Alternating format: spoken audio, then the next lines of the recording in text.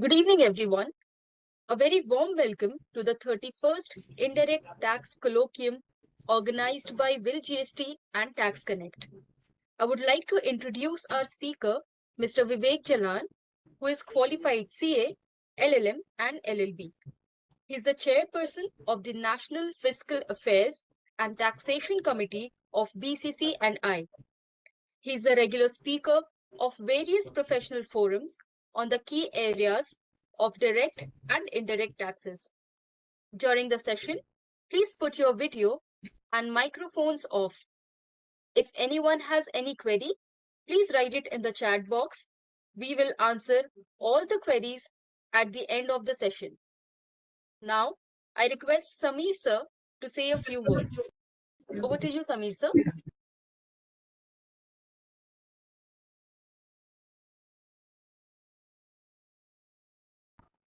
Thank you, Deepa.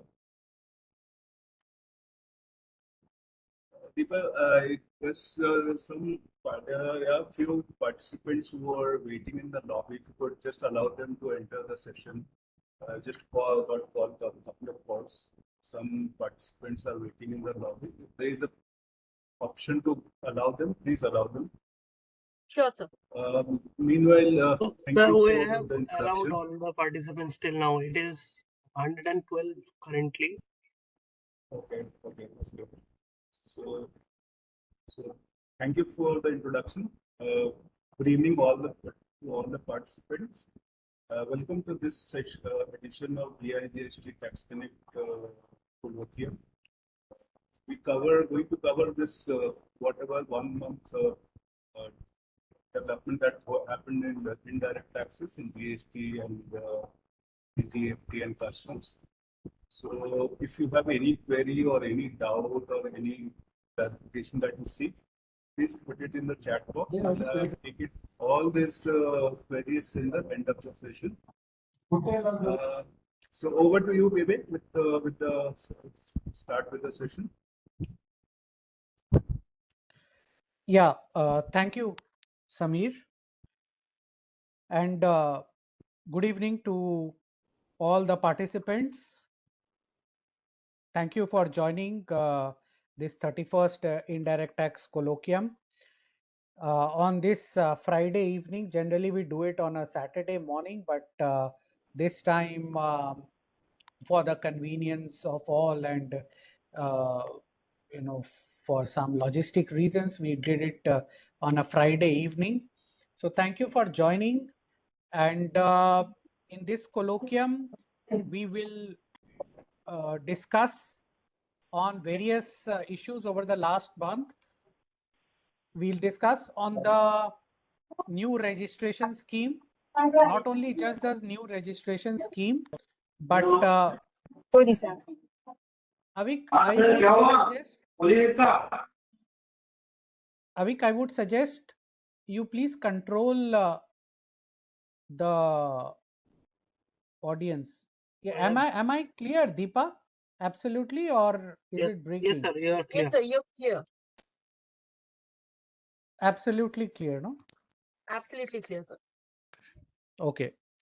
So we'll discuss on the not only the new registration scheme, but also what as a recipient, whether you need to take any precautions after this new registration scheme. Quick 3-day registration scheme is in vogue from 1st of November. We'll discuss on bill of entries, the invoice management system, new utility for bill of entry.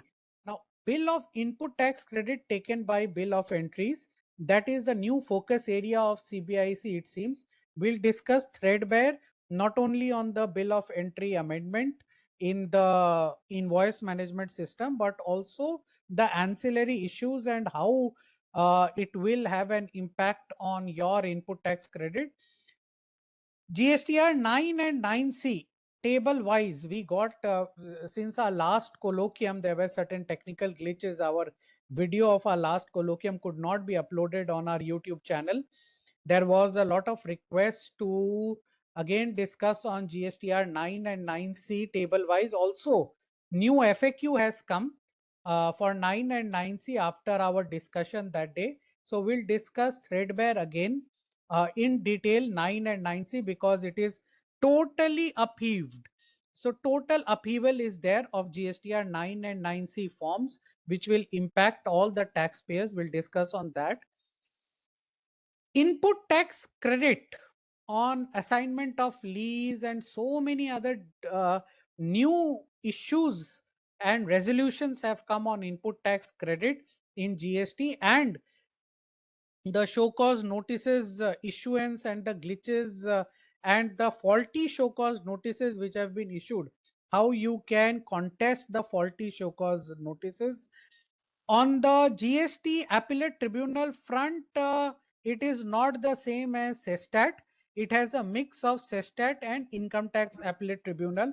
So you would have all started filing the appeals on the GST appellate tribunal possibly. If not, we'll discuss on some legal and procedural issues which you should keep in mind while filing the appeal before the GST AT. Already the window has started. And on the customs front, over the last 6 months or 1 year specifically, we are seeing a lot of customs demands on penalties. Nothing comes in mind than penalties under 114A, 114AA, etc. So we'll discuss on the how to negate the orders for customs penalties and when customs penalties are applicable. So we'll discuss all of this in detail, and as always, thanks to Will GST, Sameer's team for again partnering with us and all the participants. Whatever questions you have, please do typing it on the chat box over here. We'll discuss on all the questions and try to answer all of them at the end of the session. That is the benefit of participating in a live session. So I'll just share my PPT.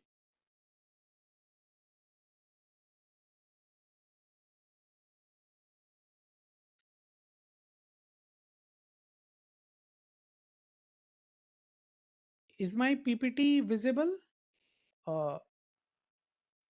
Yes, sir. Participants are saying the voice is quite low. Is it low, Deepa? So I can hear you Or properly, but your voice is breaking in between a less. So you can please reset the sound over there. breaking? Okay.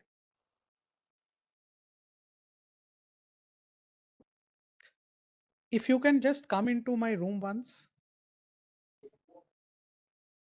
I'll just share the screen till that time.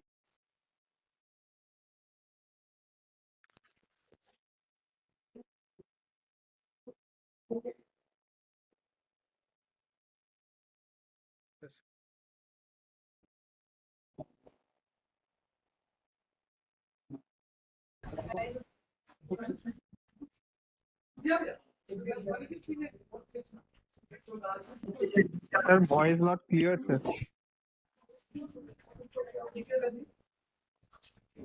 Yeah. So is the PPT visible, Avik? Yes, sir. Yes, sir. Yeah, thank you. So let's get started.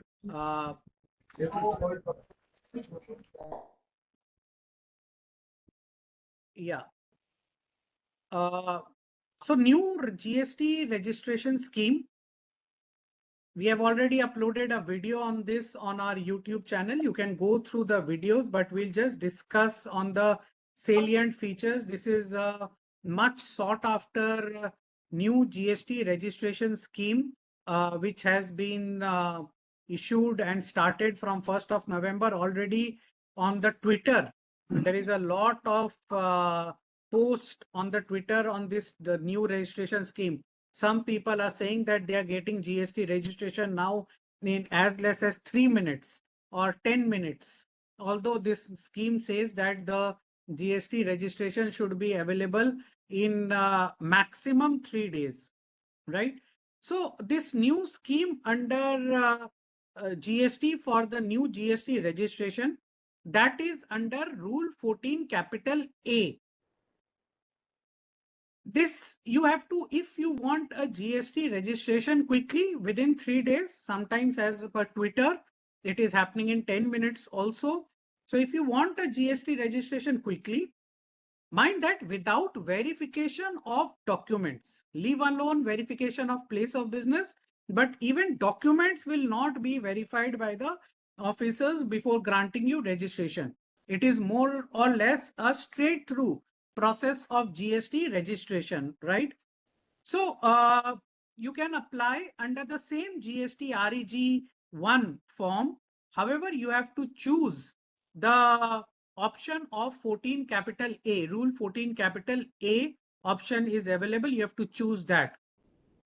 Biggest constraint is if you are going into this scheme, you can pass on an input tax credit to your B2B customers.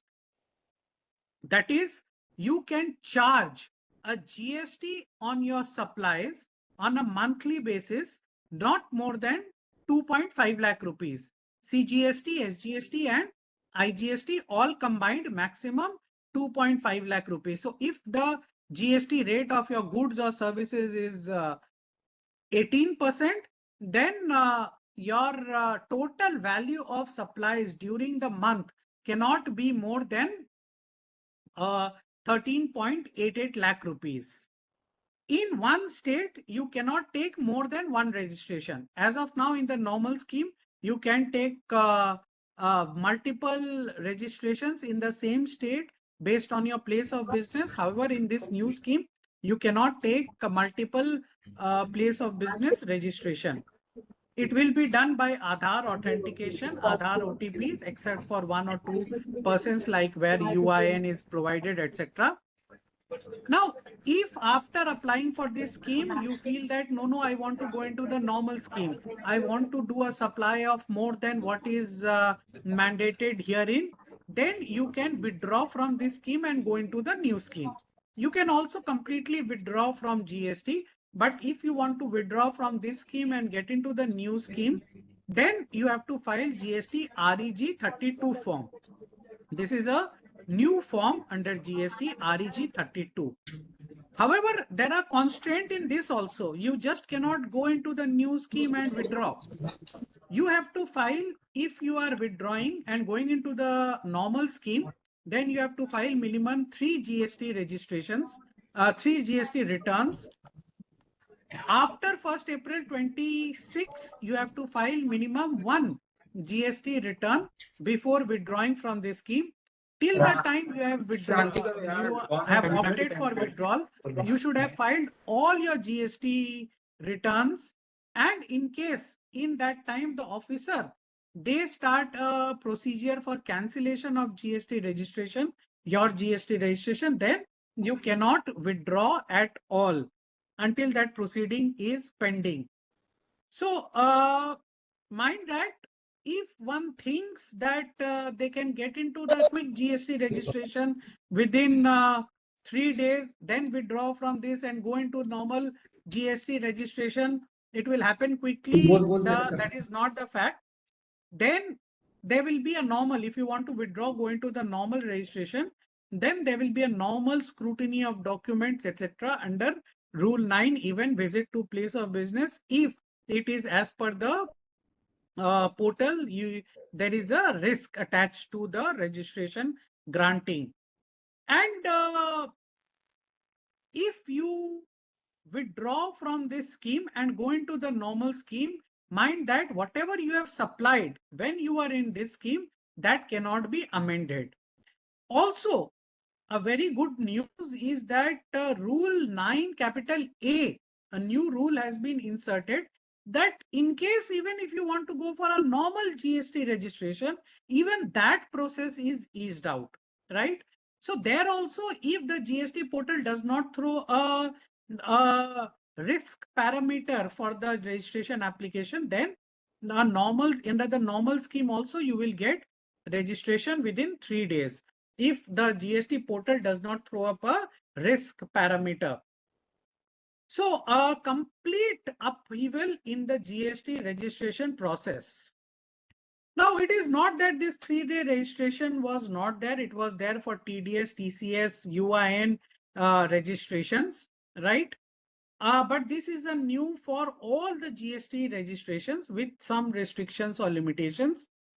Now, very important, as I said in the beginning of the webinar, is what in case you are a customer of these taxpayers. Well, in our view, as of now, since section 16, subsection 2, clause C, right? 16(2)(c), which is by and large the most debated section in the GST law. That is, if the supplier does not pay the tax to the government, then the recipient is denied the input tax credit. So that still remains, right? Now, we all will understand, right? You see, all of you are either tax practitioners or in the industry, you will understand that these taxpayers who have got quick registration, they are non-verified taxpayers, right? And while there is a limit of 2.5 lakh per month for transfer of ITC for them, but even 2.5 lakh is money, right? So, if you are, so as of now, what we would suggest for you as a recipient is whenever you are taking a new supplier on board, specifically a one-time supplier, you must in your masters, in your ERP, the masters in your ERP vendor master, you must put a field for a double check whether it is a registrant, whether it is a supplier who has taken GST registration under the new scheme 14A, right? And in case so, then you should be extra precautious. You yourself as a customer should mandate or tell your purchase department that please scrutinize all the KYC documents very carefully, right? Because in our view, these would be not very minutely verified taxpayers, minutely verified by the department. Not that even earlier, even if there was an issue with the supplier, even then the department did not accept the fact that it is a verified taxpayer by the department, and therefore recipient should not be penalized for the default of the suppliers. But herein, the case is more so. So for recipients part, we would say that maybe as a proactive step, at least you should tell your purchase department, you should sound them off that there is something like this which has come in very new in GST. Now, friends, as I said, we'll discuss on the invoice management system change, wherein your bill of entries, which you are filing and taking the input tax credit of IGST, that would now be auto-populated in the invoice management system, right? But we would discuss with two of the cases which we have handled very recently, right? So in the last colloquium, all those of you who were there in the last colloquium, you would remember that I had said that invoice management system is the law of the land from 1st of October, right?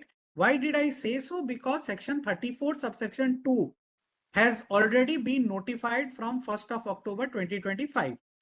So 34(2) amendment, what does it say? It says that in case you issue a credit note to your recipient, then you as a supplier can reverse your output tax liability only when the recipient has reversed the input tax credit correspondingly.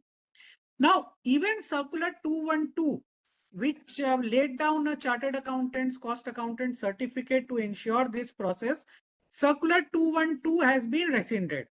So how do you as a supplier ensure that your credit note has correspondingly resulted in the reversal of input tax credit of the recipient? It is only through invoice management system, which is now notified or implemented by amendment to section 38 of the CGST Act, right? So if at all it is our opinion that taxpayers were not giving much cognizance to invoice management system, friends, from November return, when you're filing GSTR 3B in November, it is our suggestion, please take cognizance of IMS. It is very, very important, pertinent to apply after specifically the amendment to section 34, subsection 2, and also section 38. Now, bill of entry, input tax credit through bill of entry for imports. I will tell you two cases which we have very recently handled.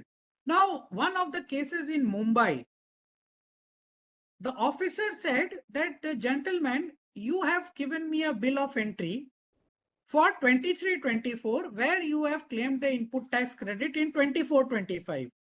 You prove from day one, from last 7 years, whether all the input tax credit claimed in import of goods is as per the bill of entry. You have not claimed any input tax credit twice.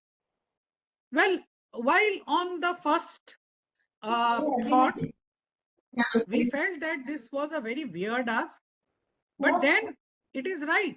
For invoices, you have so many controls in GSTR 9, but for bill of entries input tax credit, department had no control, right? Other than 𝐍𝐸𝐫, but 𝐍𝐸𝐫, it can only show you that your bill of entry credit is valid. Whether you have claimed it twice, same bill of entry at the month end, you have claimed it twice as a taxpayer. I'm not saying you have claimed it, but the department could not check. Now they have brought in GSTR 9 table 8H1. They have amended table 8H, will come to that. So this is one of the cases, the input tax rate of bill of entry, how the department has become more stringent. Now, another on your screen, I will just tell you the case which we have handled, then we'll go into the fact of the matter. Now, you see, logistics people, they change the port. So for example, if you import the goods in Nhava Sheva port in Mumbai, or if you import it in Chennai, if you are a pan-India distributor, it is the same for you. So for logistics purpose, say your logistics team, it says, okay, from now 6 months, all the import will be happening in Nhava Sheva port, not in Chennai port. The cost is by and large the same. Or for example, say Chennai port and Kolkata port, right? The cost is the same. So they change the port of import. Now, input tax credit of a bill of entry where GST number is of Kolkata, West Bengal, you have taken the credit in Chennai, right? So this was one of the cases which we just handled, and it was in 2022. So now amendment is also not possible. So we explained to the officer that, you see, it was a state officer. So we explained to him that, see, your IGST input tax credit would not, make the state lose any money, right? State gains or loses money only by CGST and SGST input tax credit because of the settlement mechanisms, what we understood. So we had to prove only by way of a CA certificate and all other evidences that this bill of entry, where the credit was taken in a wrong state, the double credit was not taken in the other state also. So by the CA certificate, etc., we could, get the case dropped even at the adjudication level. Now come IMS. Now in the IMS from 1st of November 2025, 3 changes are there for bill of entries, right? Now, number 1, input tax credit which you want to avail from the bill of entries, either current or past, right? I will come to why I am saying current and past. So input tax credit, what you want to claim from the bill of entries, that those input tax credit of your bill of entries, those will be auto-populated in your IMS. You have to accept or reject, or no action deemed acceptance. And from the IMS, it will flow to your GSTR 2B, right?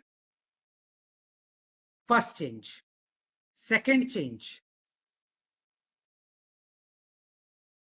You can amend the GST number in the bill of entries. How do you do that? In customs, there is a section 149, right? Where you can file for an amendment in bill of entry in the GSTIN.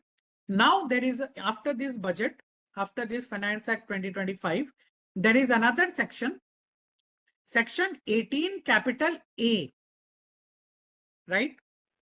18 capital A, by which you can revise your bill of entry. So once you invoke section 18 capital A, revision of bill of entry for GSTIN, or invoke section 149 for amendment of bill of entry GSTIN, then it will, so what it does, you have already taken the input tax. In my example, you have already taken the input tax credit in Kolkata, wherein the GSTIN number was of Chennai. So you amend the GSTIN from Chennai to Kolkata, right? So what do you need to do thereafter? You need to reverse the input tax credit which you have taken already in the first GSTIN. In my example, Chennai, you have taken the input tax credit wrongly in Chennai. Now you have amended it to Kolkata. So you have to reverse in Chennai and take the input tax credit in Kolkata, West Bengal, right? Now, how this will happen? It will happen by your input tax credit auto-populating in West Bengal in IMS, and correspondingly your first GSTIN, earlier GSTIN in Chennai, Tamil Nadu, there an auto-population coming on your screen on IMS that whether you want to reverse input tax credit. If you accept that, then you say yes, then your input tax credit, which you have earlier taken wrongly in Chennai, that will be reversed, right? Third, this is the second. Third, even the value of the bill of entry, the value of the bill of entry also can be amended, right? So bill of entries input tax credit will flow through IMS. GSTIN on a bill of entry, once it is amended, you have to amend the corresponding input tax credit. And third, value also will be amended. So 3 changes in IMS as far as bill of entry is concerned. As I already said that Boss.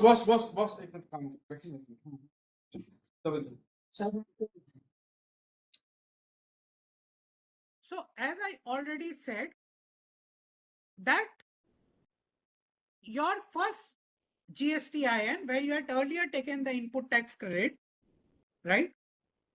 That GSTIN needs to reverse the ITC.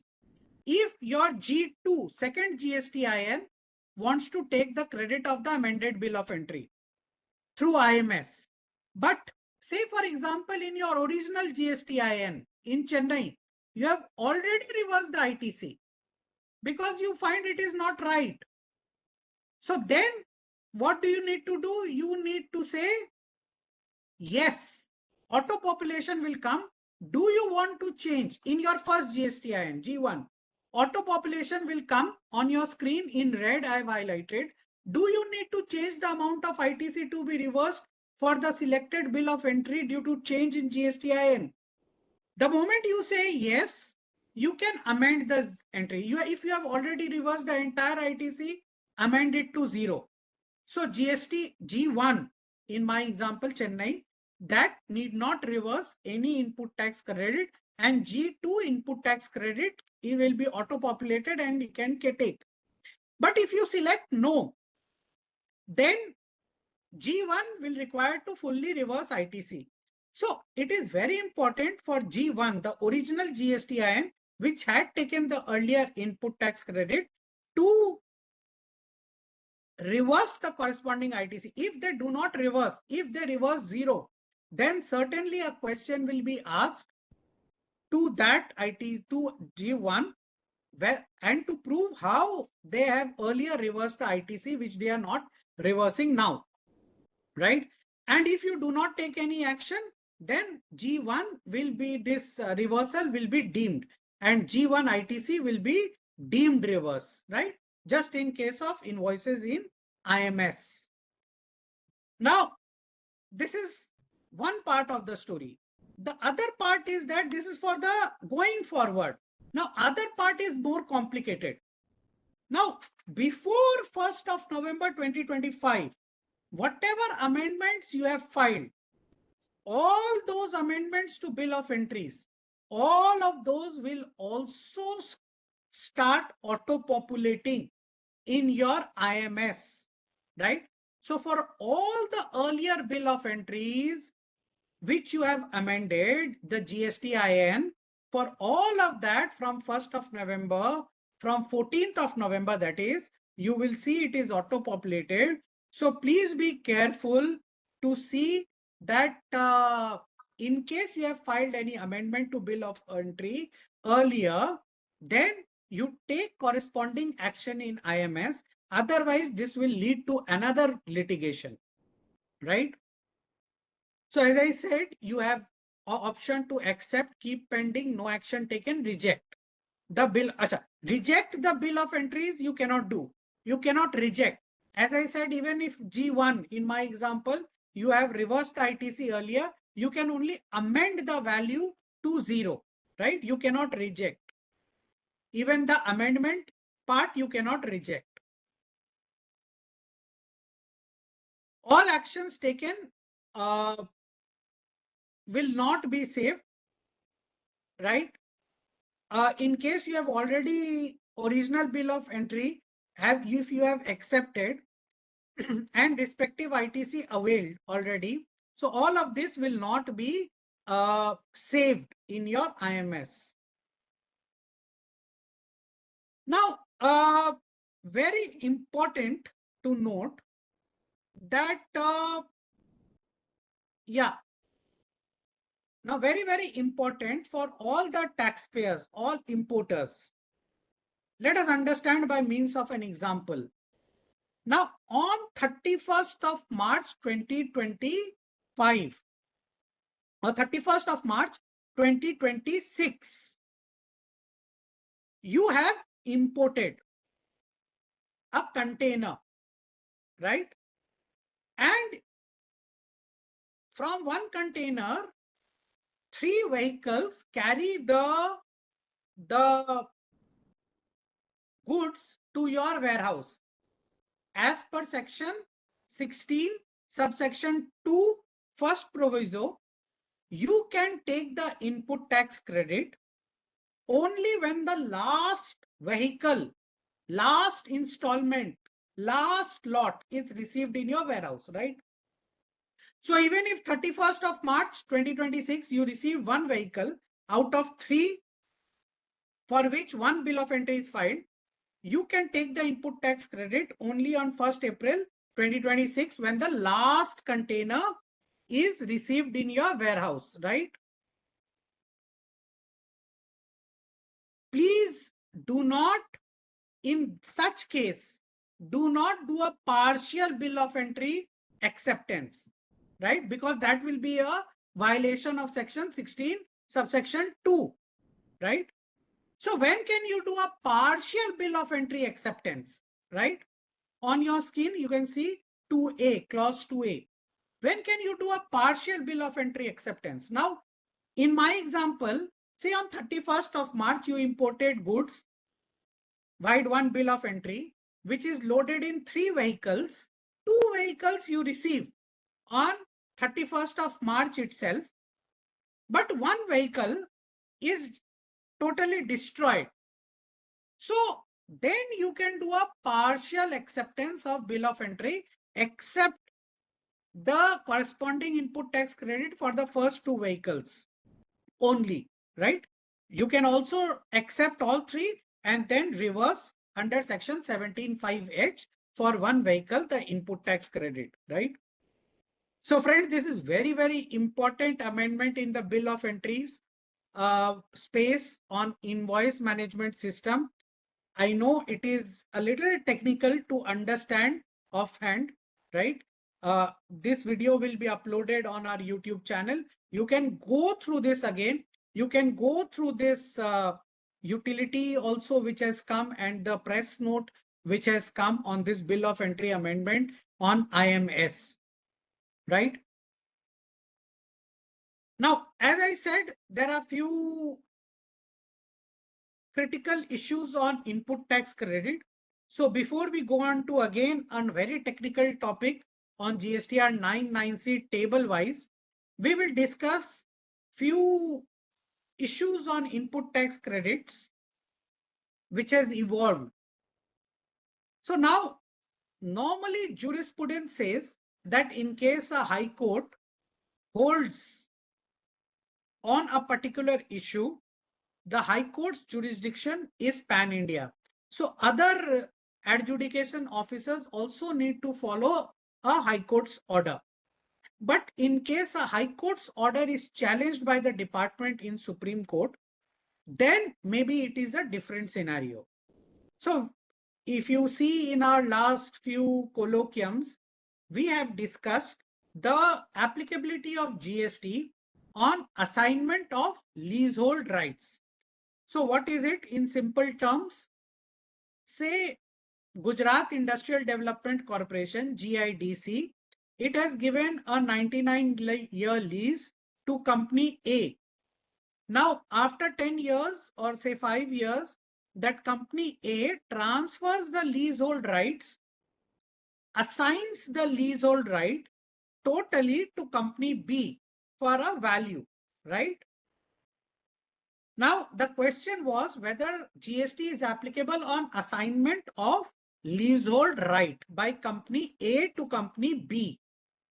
So, the Gujarat High Court has held in the case of Gujarat Chambers of Commerce that this assignment of leasehold rights of land by company A to company B in my example, that is as good as a sale or transfer of land.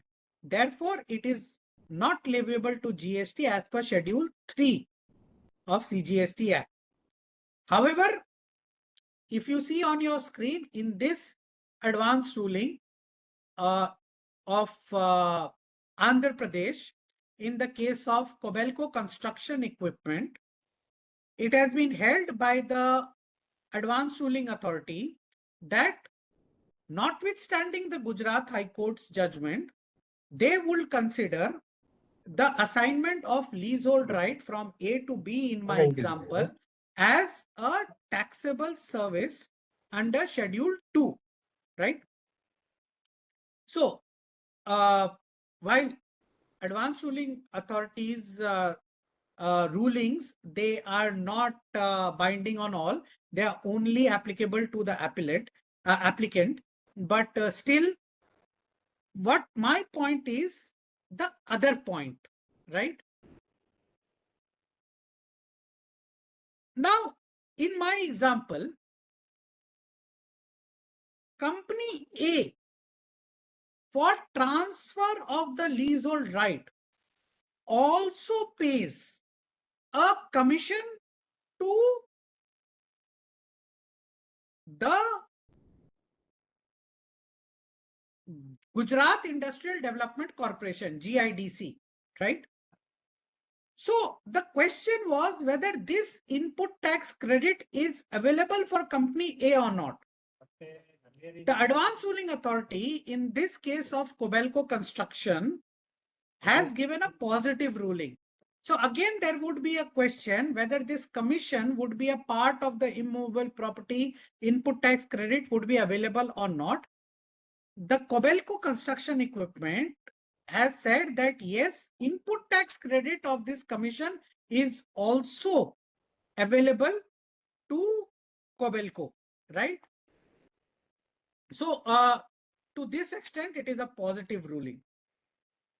Now, friends, next, very important, and we have raised it to the GST Council on earlier occasions. In case you install a pipeline, say for example, company A installs a pipeline from Arabian Sea, from Nhava Sheva port to their factory for transfer of oil.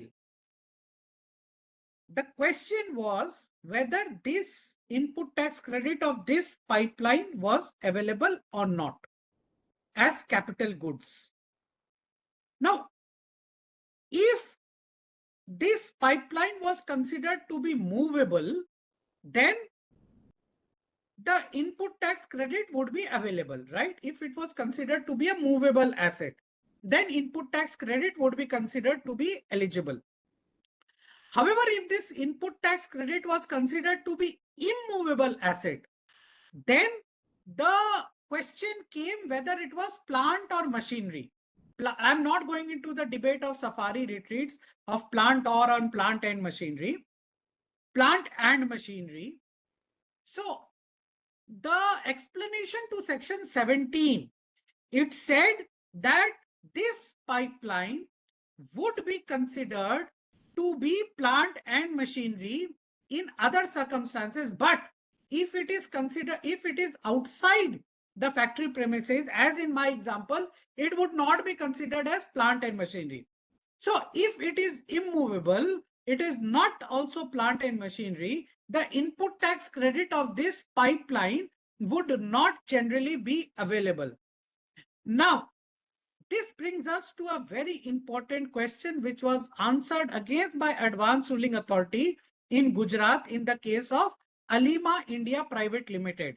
And if you remember, if you can see on our videos, I had discussed this when Circular 219 was issued.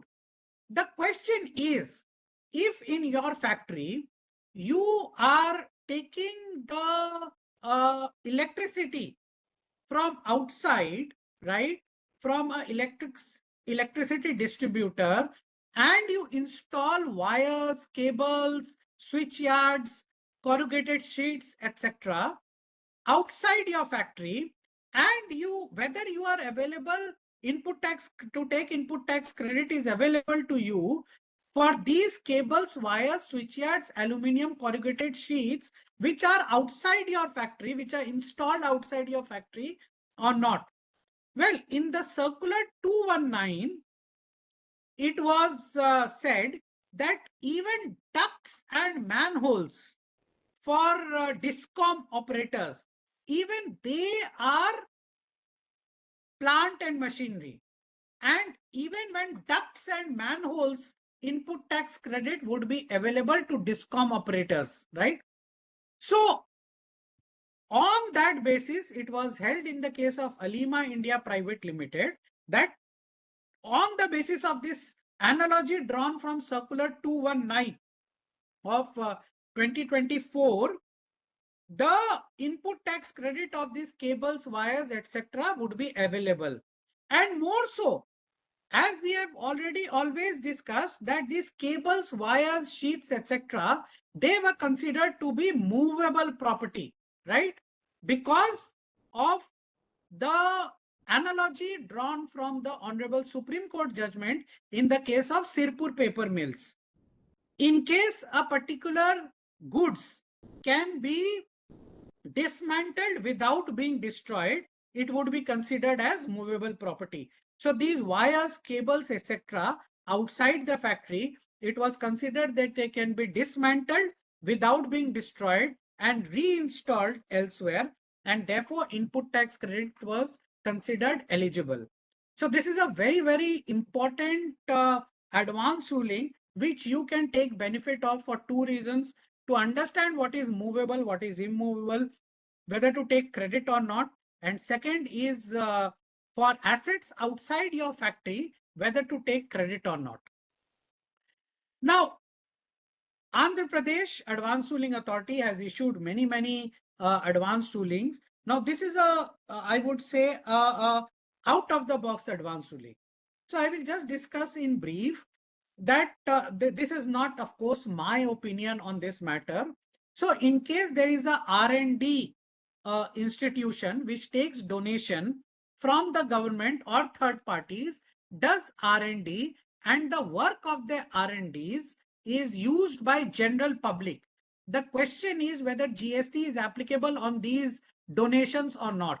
The Advanced Ruling Authority of Andhra Pradesh in the case of Laila Nutra Private Limited has said that even when the person who is paying the donation, even though he is not utilizing the service, general public is utilizing the service, it would be considered as a supply.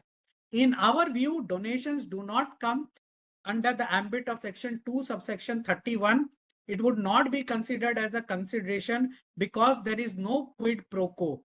But Advanced Ruling Authority has held otherwise.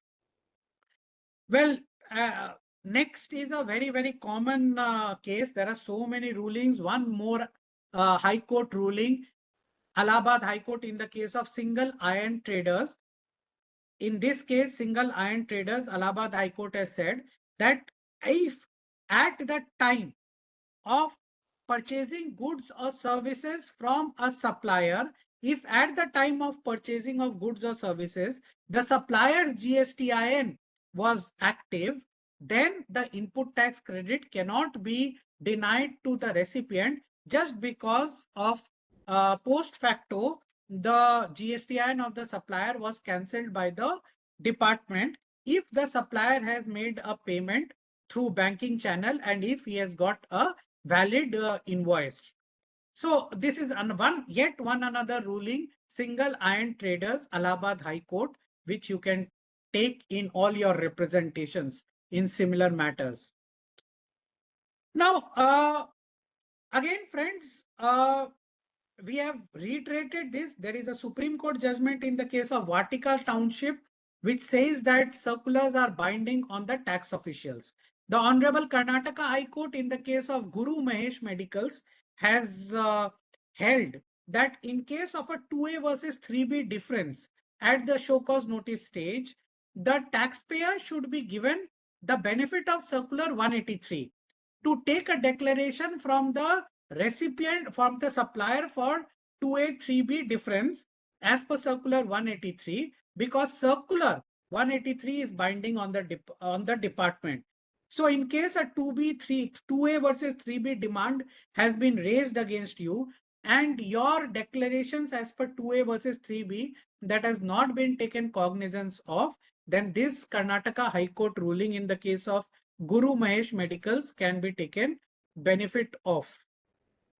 Yet another case, Andhra Pradesh High Court held in the case of 𝐕𝐢𝐫 Metals and Alloys Private Limited, that now this is a case of L1, L2 dealers, right? What is L1, L2 suppliers? We have discussed, long back, 3 to 4 years back, there were such cases. Again, I think these cases have started coming. Now, L1, L2 dealers are what? L1 dealer, L1 supplier is your supplier. L2 supplier is your supplier's supplier. L3 supplier is your supplier, right?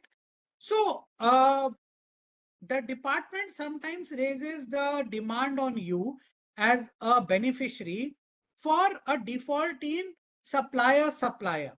Now, in this case of 𝐕𝐢𝐫 Metals and Alloys, the department has done this, but interstate it has sent the it has sent it was a separate state. The supplier was in Andhra Pradesh, and the one different state sent the information to Andhra Pradesh, and they denied the input tax credit of a recipient in Andhra Pradesh. More so, they did not give the supplier's details also to the person in Andhra Pradesh whose input tax credit was denied. So the Honorable High Court of Andhra Pradesh in 𝐕𝐢𝐫 Metals, it has held that the department is duty bound to give all the suppliers and other details to the recipient if their input tax credit is denied. Now, very, very important, again, you are all filing appeals before the GST-AT and so many appeals. The question is that in case you have made a payment of duty under protest, whether the payment of duty under protest that can be appropriated towards your pre-deposit amount or not, right? Now there is a DRC 3A form also where you can appropriate the amount in DRC 3 to DRC 3A, right? For payment of pre-deposit. So in a very important ruling, the Allahabad High Court in the case of vintage engineers and consultants, please note this ruling will be very important for you. Allahabad High Court in the case of vintage engineers and consultants, they have held that the amount paid under protest that can be appropriated for payment of pre-deposit under GST while filing the appeal. Very, very important High Court ruling. So these are the various important issues under input tax credit which have transpired in the month gone by. Now we come to the next and very, very technical topic. As I always say, because this GSTR 9(9)C form, specifically GSTR 9 form, has been totally upheavaled for financial year 24-25. You are going to file this on before 31st of December 2025, right? So it is very important to understand this upheaval. GSTR 9, filing it in the correct way can save you from litigation. However, if there is a mistake in GSTR 9, we have all faced so many show cause and orders just because of wrong filing of GSTR 9, right? So always when we are discussing GSTR 9, upheaval, form changes, you must sit with your pen and paper if possible, right? Because to understand this, it really drains the mind. We have spent at least 100 man hours, more than 100 man hours to understand this. Therefore, it would take some doing to understand the changes. So we will juggle between 8 figures, right? 8 figures. You are filing the GSTR 9 of, we'll discuss, Mr. Lahiri, we'll discuss 8D, everything, right? In the next 10 minutes, we will discuss everything. Only I would request you to sit with a pen and paper so as to grasp all of this. Now, you are filing the GSTR 9 of financial year 24-25, right? In financial year 24-25, in GSTR 3B, you would have taken the input tax credit which was missed in your purchase register in 23-24. You have taken it in 24-25 till 30th November 2024, right?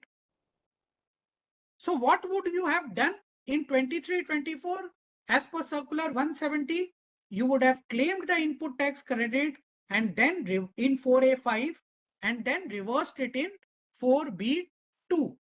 Now you would have reclaimed in 24-25 in 4A5 again while disclosing it in table 4D1 of GSTR 3B, right?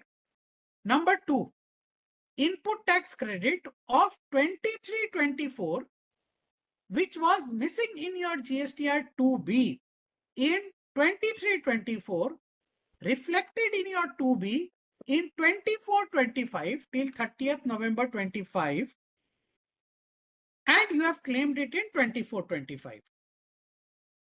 So two figures of 23-24 which you have claimed in 24-25.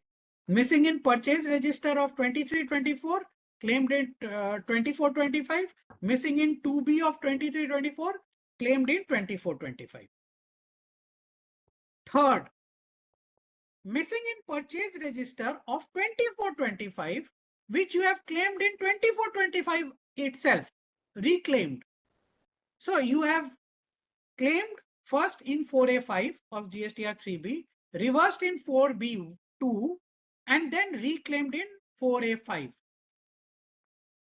Fourth, missing in 2B of 24-25, but you have claimed it in 24-25 in another month, right?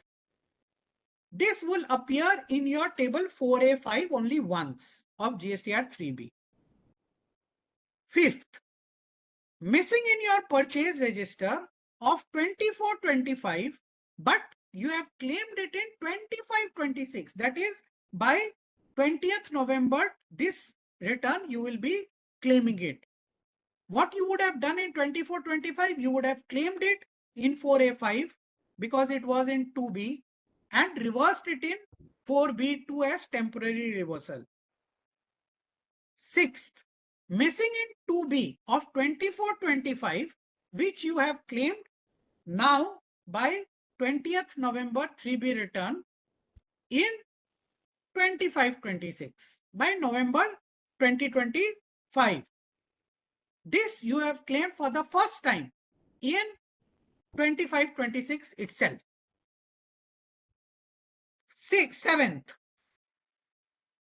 as per Rule 37, in the last year, you have claimed input tax credit where you have not paid the supplier within 180 days.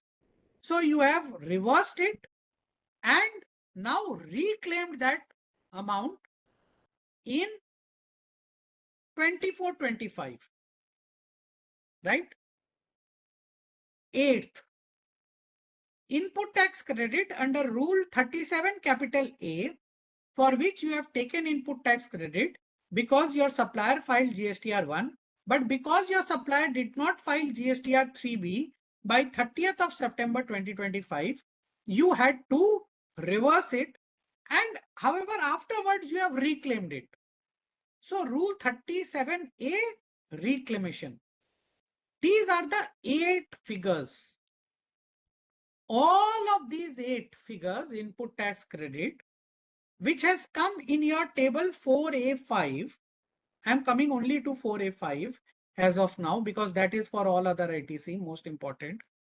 All of these figures which you have claimed in your 3B, that is reflected in table 6A of your GSTR 9, right?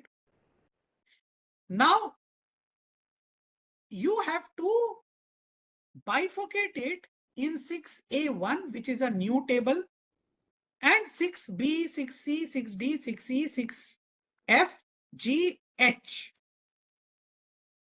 right? Also, you have to reconcile. I'm taking you to table 8. Table 8, you have to reconcile. Mr. Lahiri was saying 8D, right? So what is table 8?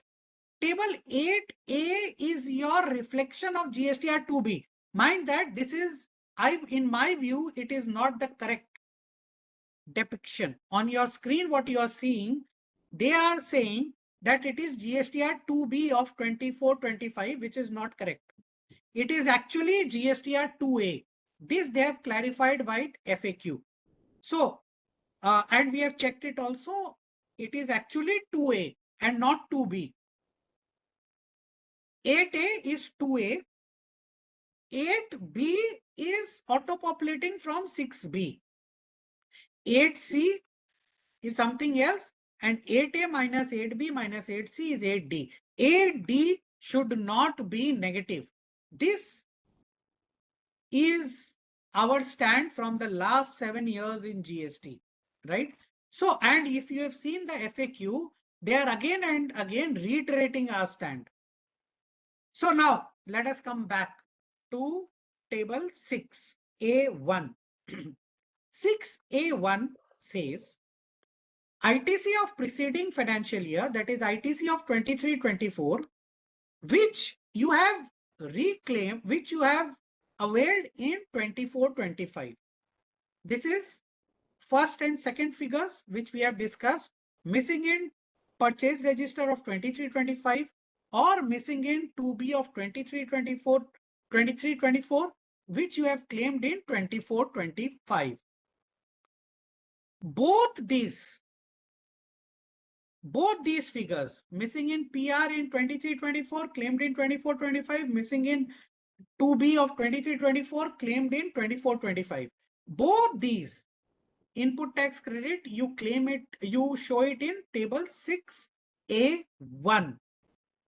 You would ask me a question on the basis of my last colloquium. In my last colloquium, I had said, do not show missing in 2B of 23-24, which you have claimed for the first time in 24-25 in 6A1. But now I am changing that stand. Why? Because of the FAQ. Now they have said that this missing in 2B of 23-24 but reflected in 24-25 2B, that will not reflect in 8A, right? Because they have made 8A not from 2B but from 2A actually. So this input tax credit missing in 2B of 23-24, which you have claimed it in 24-25, that will not reflect in 8A. Therefore, both these earlier year figures, missing in purchase register of 23-24, missing in 2B of 23-24, which you claim in 24-25, both these you show it in 6A1. So 6A minus 6A1 gives you 6A2, which is all the figures of 24-25. It becomes sanitized, right?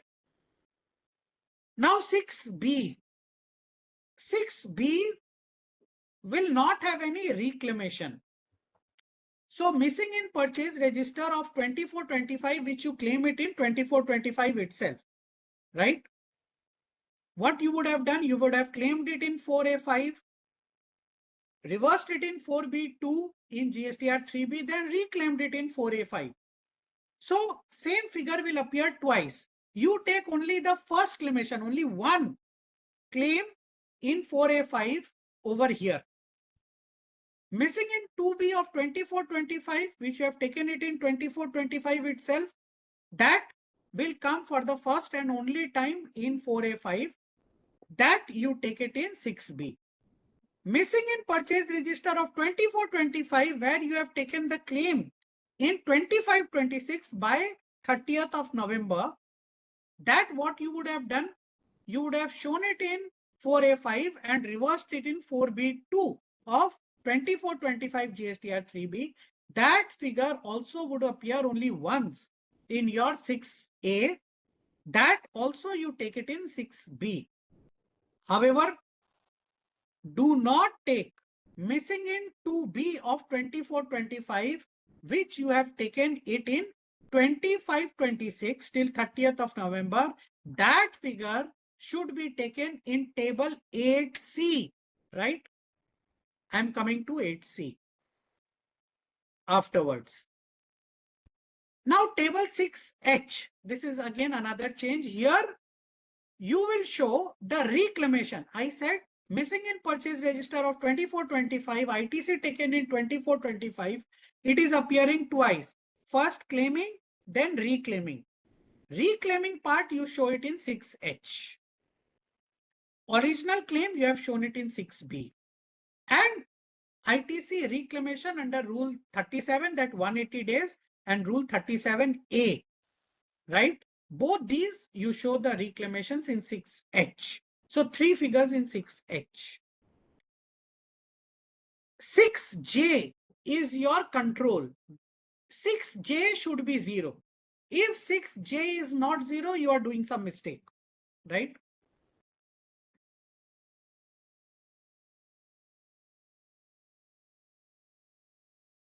Sorry, just a second.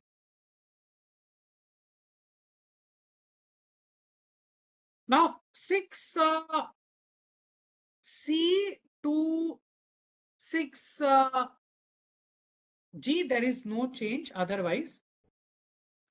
6M, generally missing in 2B of same year, claimed in next year, we used to take in 6M. Many people used to take in 6M so that 8D is not negative.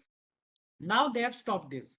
So now they have said no more 6M is only for ITC 1, 2, 3, 2A figures, right? 7A1 is very important, right? 7A1, you will show rule 37A reversal. Please do not skip this 7A and 7A1, rule 37, 37A1, which you have reversed, because you will be allowed a reclamation of only those amounts which you show over here. Otherwise, there will be litigation. 7H are the other reversals in 4B1, 4B2. And now we come to 8, table 8. So 8A, as I said, they have changed it. Now 8A will have all the input tax credit of invoices dated 24-25. So it will not have 23-24 invoices, but it will have 24-25 invoices for which ITC you have taken it in 25-26 till 30th November. 8B is again changed. It will be auto-populated only from 6B, right? 8C should have my 6th figure missing in 2B of 24-25 claimed in 25-26. Why?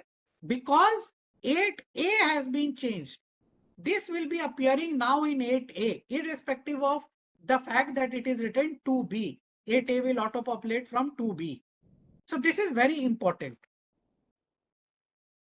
8H and H1, I said at the very beginning, bill of entries for which ITC you have filed by 31st of March 25, but ITC you are taking on 25-26, all that you will show in 8H1. Otherwise, next year ITC on such bill of entries may be denied. Table 13 on your screen is another important amendment. Now here you will show my 5th and 6th figures missing in purchase register in 24-25, taken it in 25-26, missing in 2B in 24-25, taken it in 25-26. You will show both these figures in table 13. Why? Mind that another checkpoint. Please, this will lead to litigation.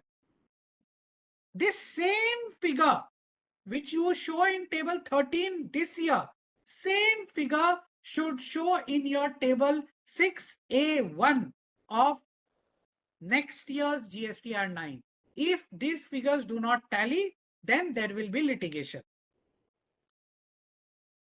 So this is the amendment as per FAQ in GSTR 9. 9C, they have just carved out in table 7 the supplies on which e-commerce operators will pay the tax under section 9(5). 7D, 1 is carved out. And similarly, table 9K2 is carved out. So 9C, there is a table 17, which is showing late payment. So for 9 and 9C, you have to pay only one late fees, right? Not both.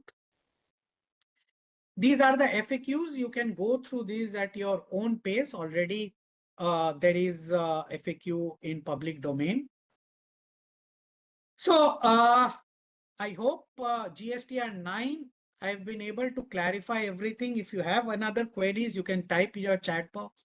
We'll take it during the question answer session.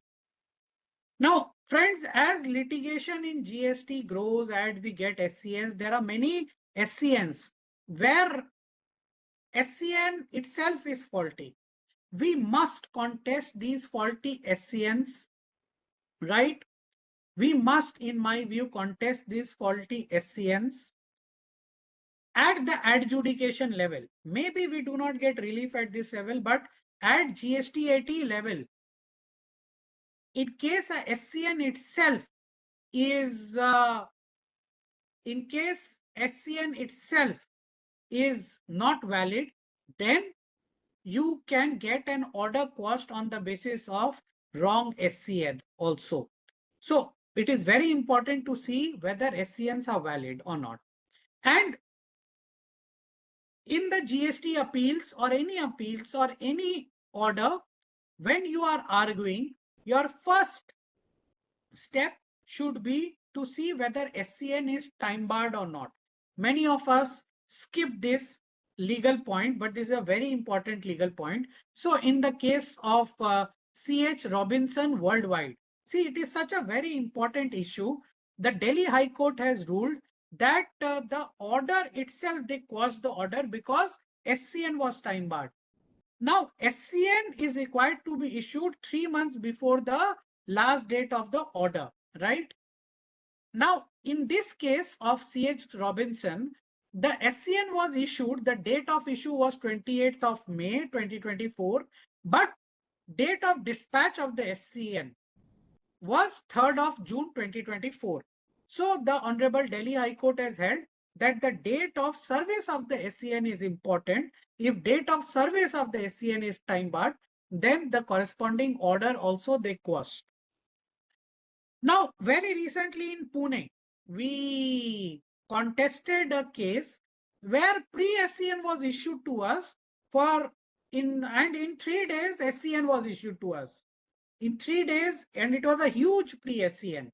So we contested this ground, while at the adjudication stage, maybe sometimes you would not get the relief.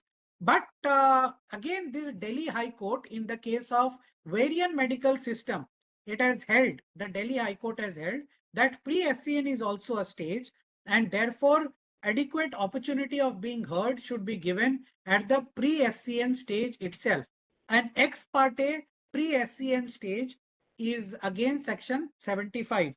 Again, friends, I have reiterated again and again, please go through section 75 when you are filing any appeal. Section 75 is a code in itself for natural justice. Even if at the adjudication stage, maybe you do not get relief, but at the appellate stage, if natural justice is not endowed upon you, you might get relief.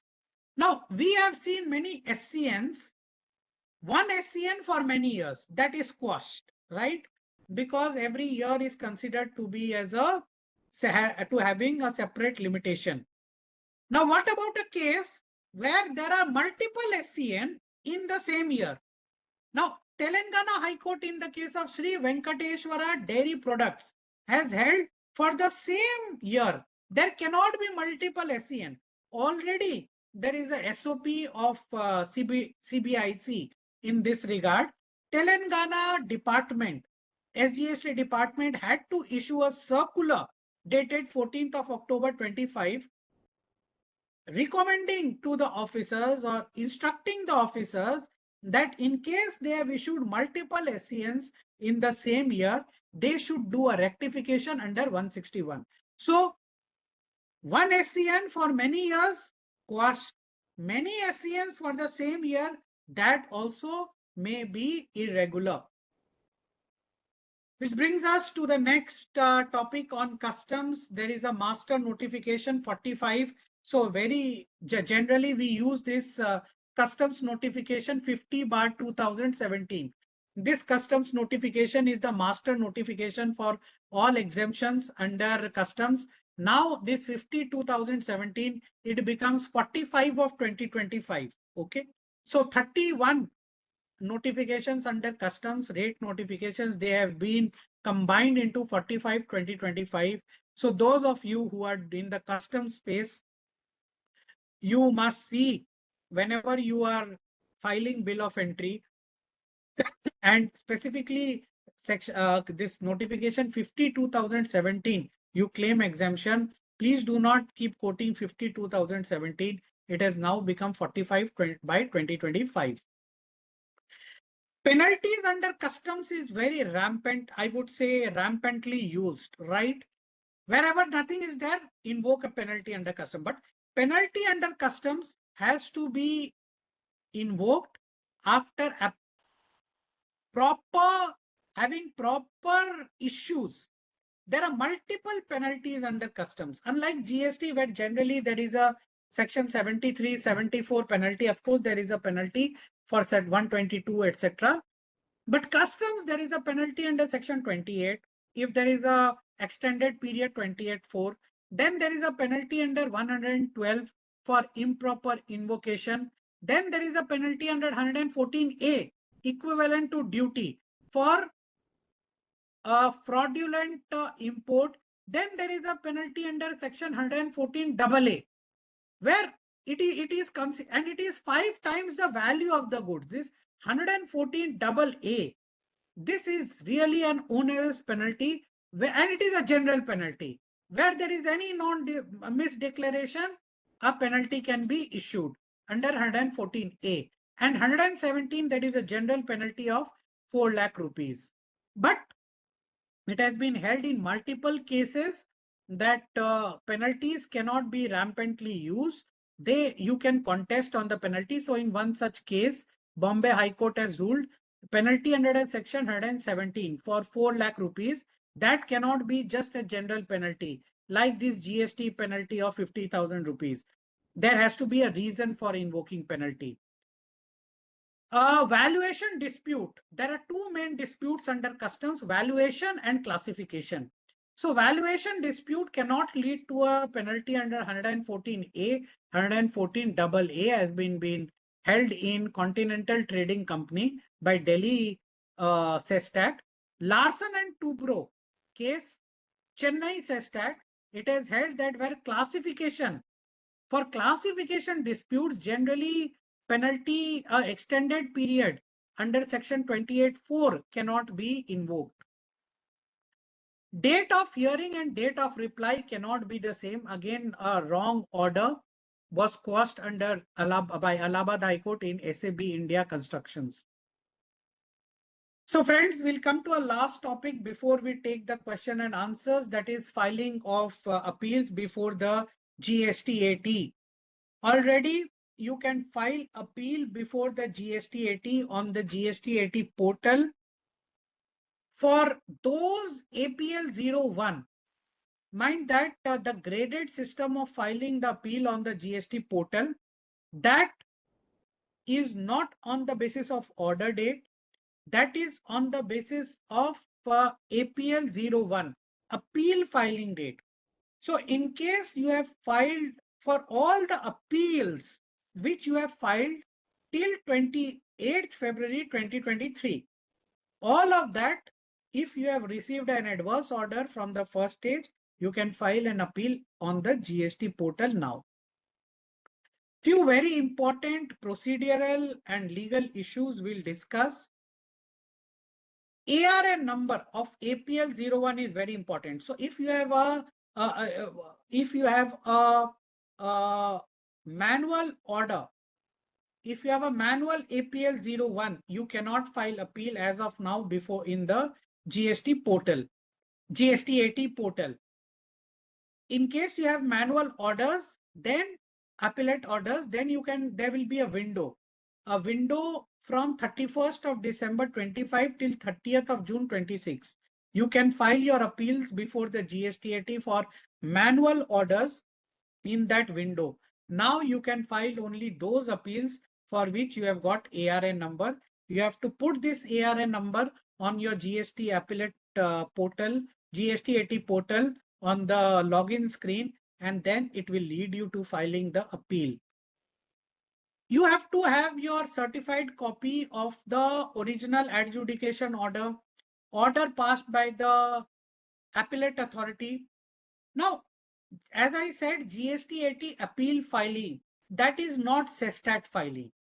There are 2 new sections for GST-AT appeal filing, which is very important, right? Do not skip this, because These, in my view, have been taken from income tax appellate tribunal processes. So there is a marked difference between CESTAT and ITAT. In ITAT, like in CESTAT, we give, very, very voluminous paper books. In ITAT, generally we do not do that. We give the issues under dispute case summary in very brief. If we want to give a paper book, we give it separately. So appeal form in ITAT is very, very synchronized. Similarly, in GST 80, they have brought in 2 new sections. You have to synchronize and give your issues under dispute, right? Very, very briefly in a separate section. You have to give a elaborate case summary in a different section, right? So these 2 sections are new sections. Whenever you are filing appeal, you have to make it very concisely, because when you are arguing the matter at the GST 80, because in our view, the GST 80 appellate tribunals, initially they will be bogged down by the volume of cases. They will not have the time to hear very, very elaborate cases initially.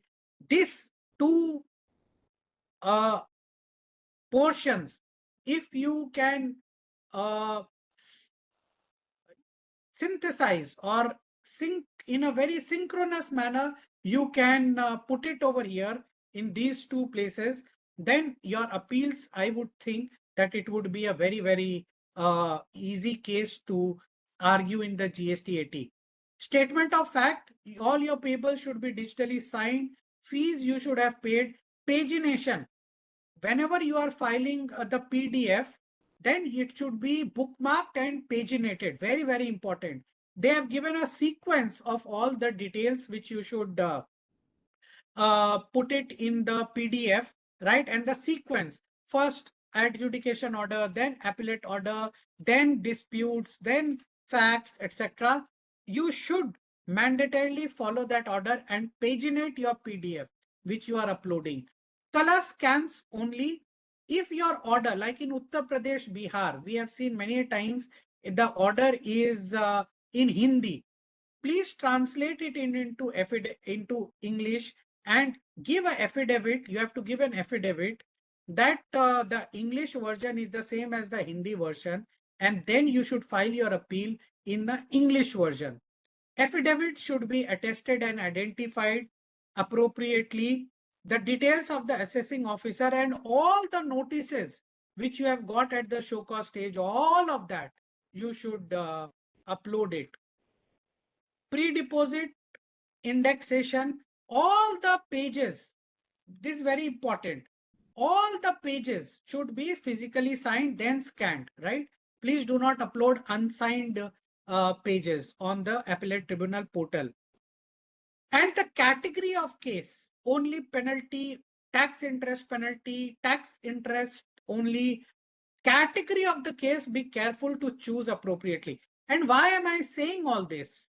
Right? Your demand figures should be cross-verified from your demand. Why am I saying all this?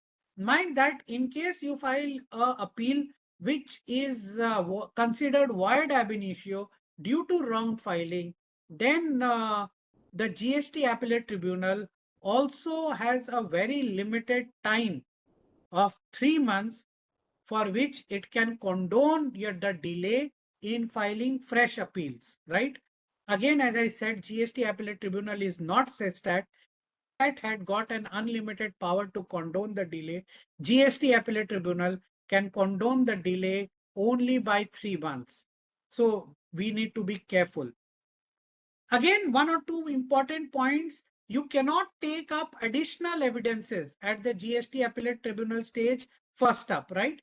If you have not taken anything at the appeal stage, first appeal stage, you cannot take it at GST 80 stage. So what we did as a practical solution to this, in very recently, we filed a 161 where the officer did not see our evidence. We filed a 161 and appeal there also at the appellate tribunal, so that even if the order officer rejects our 161, we can say that we have taken these evidences at the first stage also, or at the adjudication stage also, if the order is now issued. Place of supply disputes only at the principal bench. If you file it at the state benches, then the appeal is void.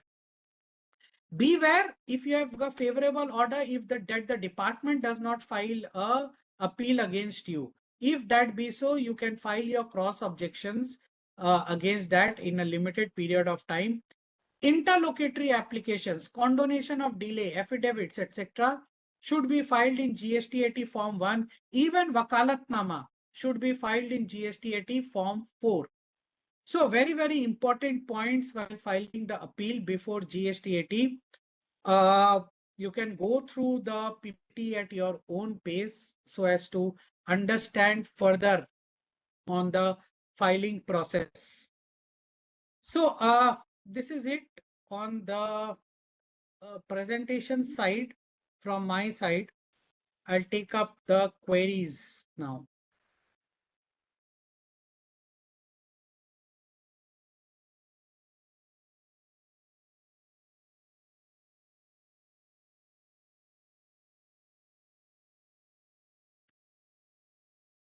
Yeah.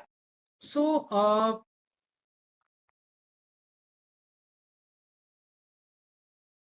Mr. Barun Basu says, will 3B from October 25 remain auto-filled as previously? Yes. So the outward supply part will be auto-filled. ITC part also will be auto-filled, but you can edit it as of now. It is not auto-locked. But going forward, it will be auto-locked, and whatever amendment you need to make even in the ITC part, you can make it only from the IMS.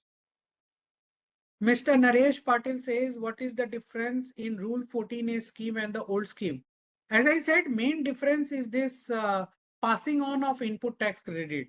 14A, this new 3-day registration scheme, in a month you can pass on and charge only GST of 2.5 lakh every month. But in the normal scheme, you can charge unlimited GST, whatever be your part, whatever be your outward supplies. There are many other differences which we have discussed. Mr. Basu says, what will be the consequences when GST wrongly paid as C plus S instead of I, or vice versa? So, Mr. Basu, there is a section 77. You can take the refund of C and S and pay I. No interest will be applicable as per section 77 in this case. Then next question, reassessment of bill of entry is not uploaded on the portal. Being a manual assessment, department is rejecting the same.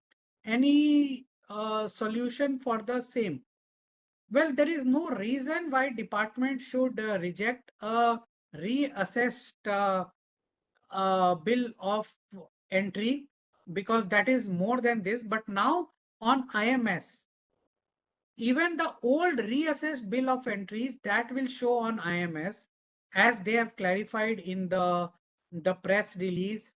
So you can see in the IMS, if that reassessed bill of entry that is coming on the IMS, you can take the credit through the IMS now. Otherwise, appeal is the solution to this.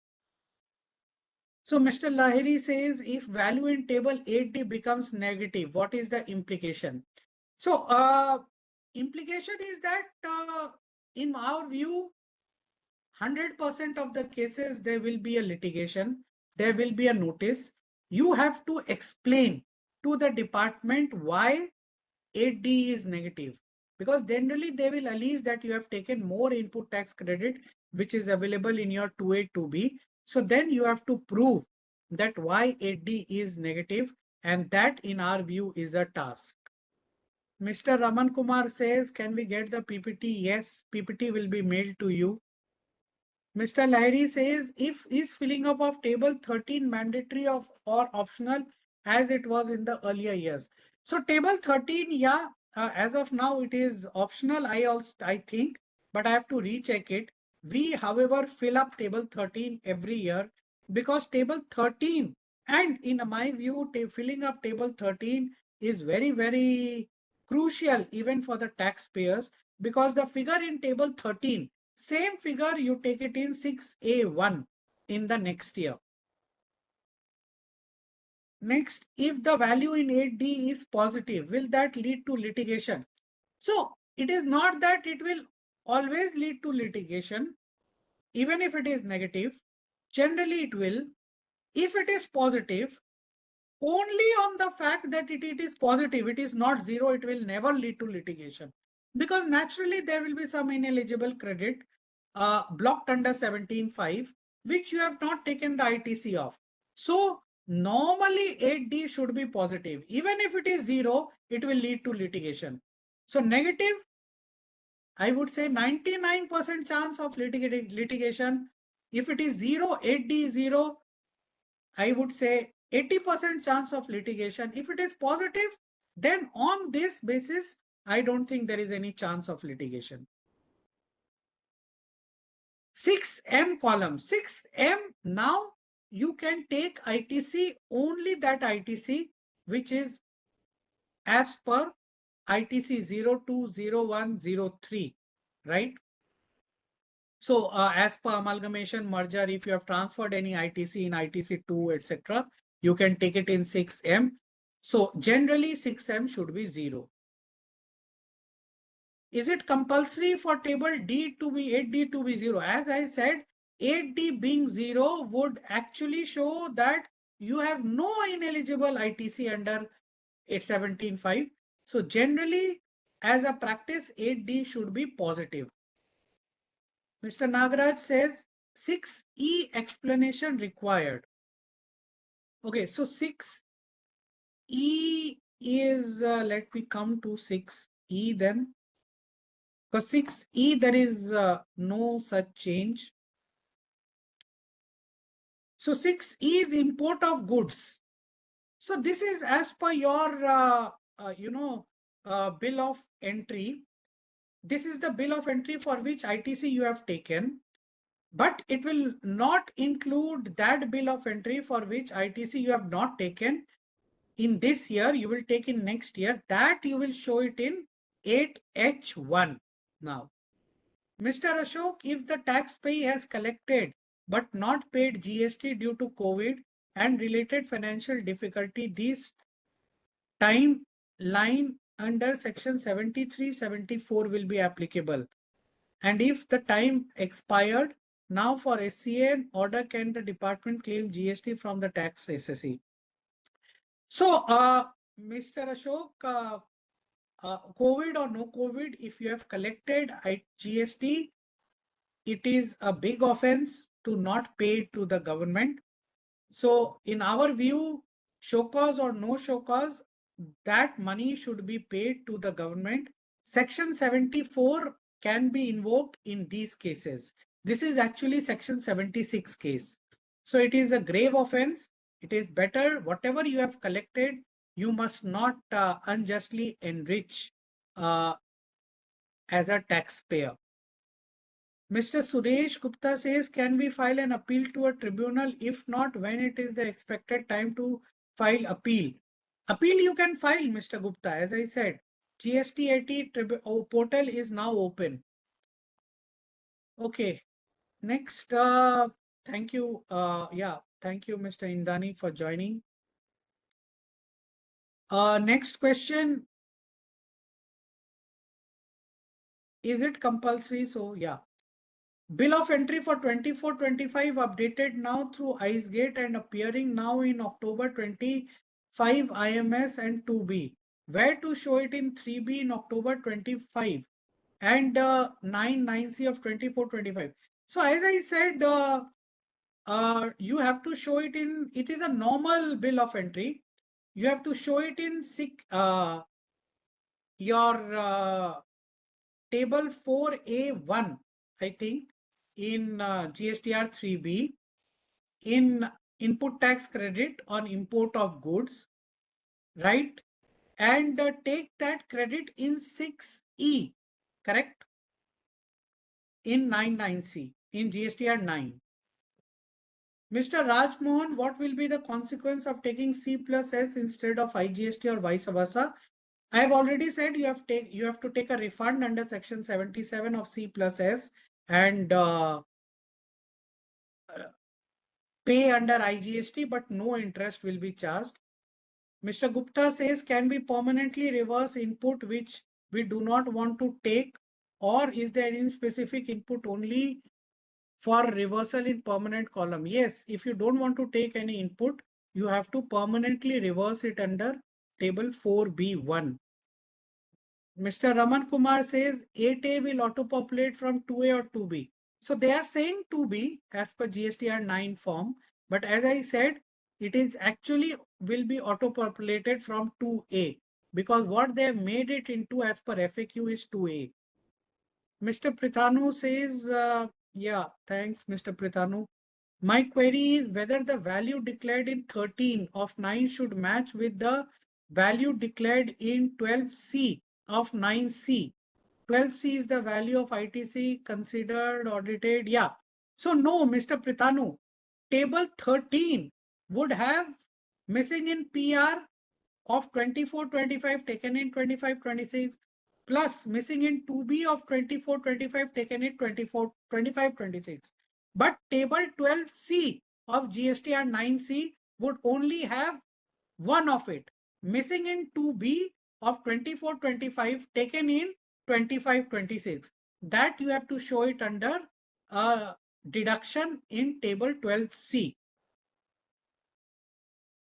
Mr. Rajmohan says table 8D shall not have positive figures since 8B includes ineligible ITC reported. No, ineligible ITC would be in table 7, not in table 6B.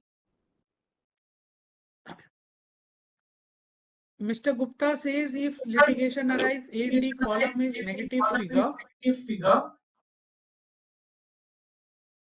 Yeah. Hello, Rajmohan Yeah. here. Can So I clarify please, the question? just let me complete this. Sure. Actually, my voice is echoing.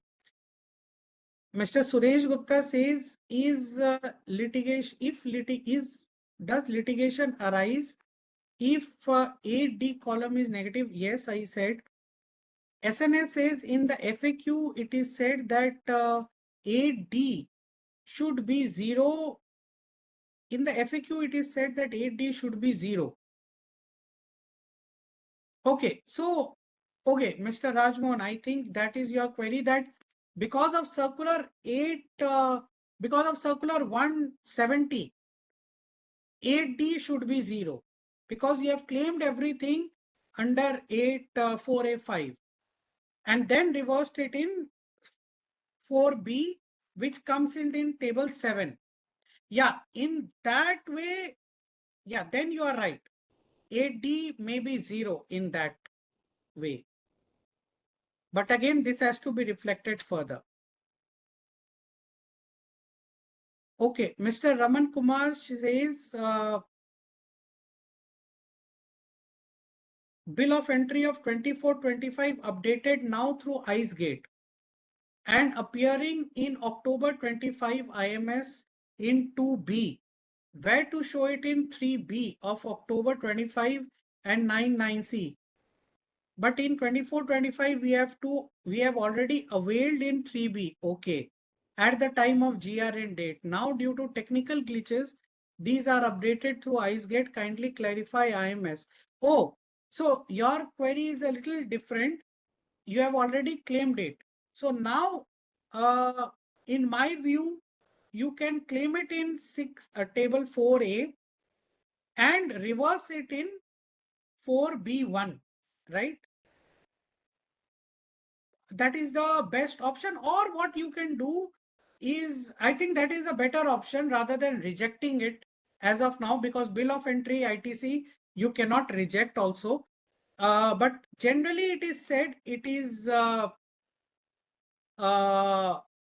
best if you claim it in table 4A and then reverse it in 4B so that it is on record that since you have taken it earlier, you are permanently reversing this. It is not available. Okay, next, you said in circular, but it is FAQ that 8D should be 0. Yeah, FAQ. It is FAQ. If I said circular, yeah, I will change it to FAQ. There is no circular, there is a FAQ. Yeah, I think Mr. Rajmohan, you were saying something. Was it the same? 8D positive or 0? Yes, yes. Like I think because of the circular, whatever ineligible ITC was there, that was fully claimed in 6B, and it was reported as a reversal in table 7.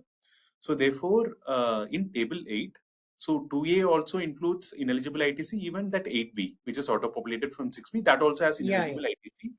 So due to that 8F, do we need to report 8F, because 8F is something which says ITC available but ineligible, where I should report ineligible credit, or I should report 0 because that is already, I mean, if I report there, it should be justified by the positive difference in 8D.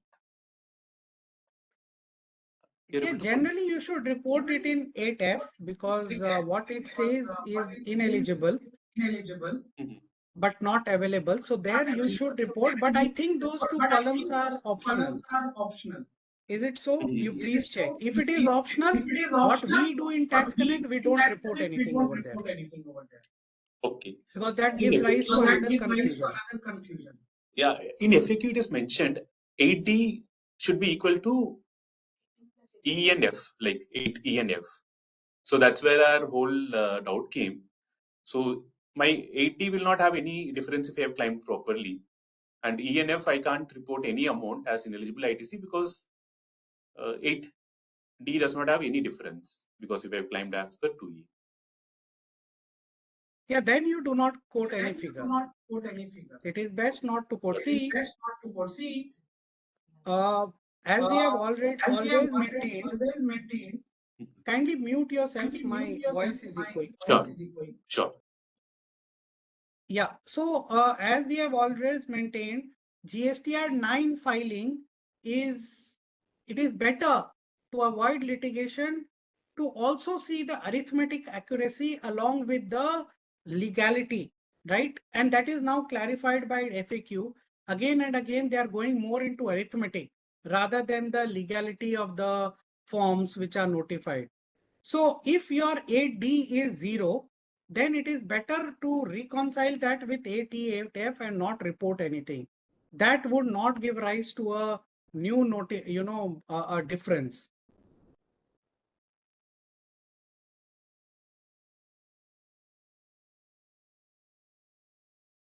Yeah. So I hope you are clarified. Yes, yes. Thank you so much.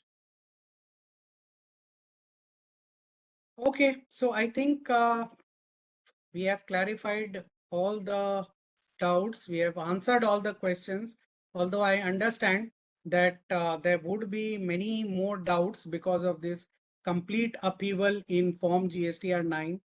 A few more hours are required to understand this and file it in a way so that there is no future litigation due to this. So thank you very much for joining again. Thank you, VILGST, for partnering with us. And thank you, the team Tax Connect, for again getting going this 31st colloquium. Thank you very much. Over to you, Samir, for your closing comments, and then over to Deepa. Thank you, Vivek. It was a much needed clarification on those issues. It was very elaborate, and thank you everyone for joining us on this Friday evening. Thank you, Tax Connect, for. Samir, your voice is feeble. So, am I audible now? Yeah. Okay.